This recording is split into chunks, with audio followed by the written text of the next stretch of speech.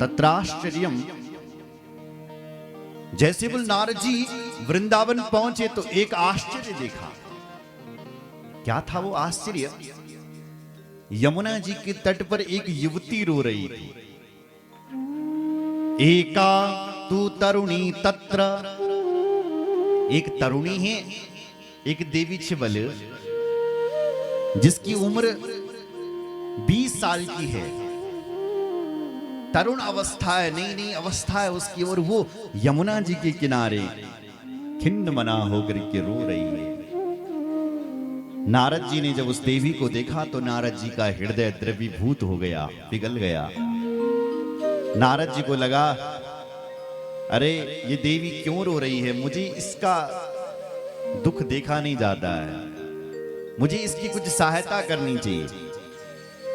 जब नारद जी और आगे बढ़े तो उस देवी के सामने के केवल दुई बुढ़िया पड़िया, दो बूढ़े पड़ रखे हैं, और जिन बूढ़ों की अवस्था 90 साल की है, और कुछ देवियां घेर करके बैठी हुई है उन बूढ़ों को।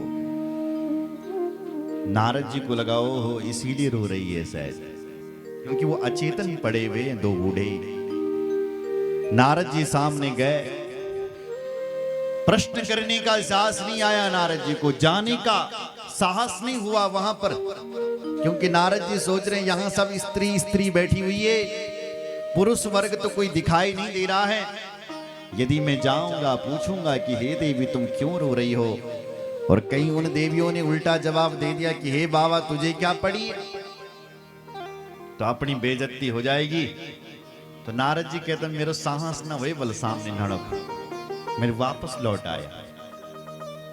जैसी उस देवी ने मुझे वापस लौटते हुए देखा, कौन सी देवी ने?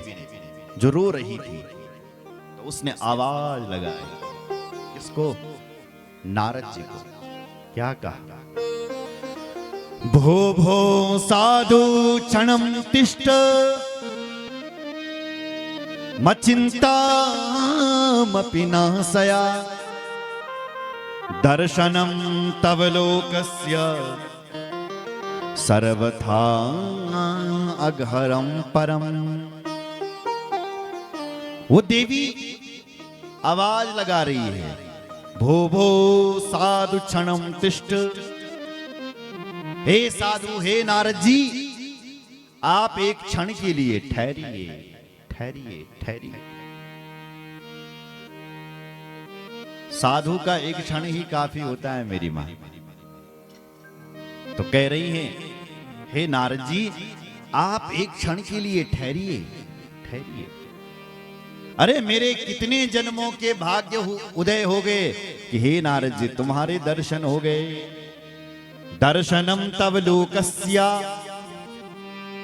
सर्वथा अघहरम परम। तुम्हारे तो दर्शन करने मात्र से सारे अघ मिट जाते हैं। साधु के दर्शन मात्र से बल सारे पाप, अघ कहते हैं पाप को, सारे पाप मिट जाते हैं। तो आज वो रोती हुई देवी कह रही है कि हे नारद जी, मेरे तो न जाने कितने जन्मों के भाग्य उदय हो गए जो तुम्हारे दर्शन हो गए। यदा भाग्यम भवेत भूरि भवतो दर्शनम तदा। मेरे तो न जाने कितने जन्मों के भाग्य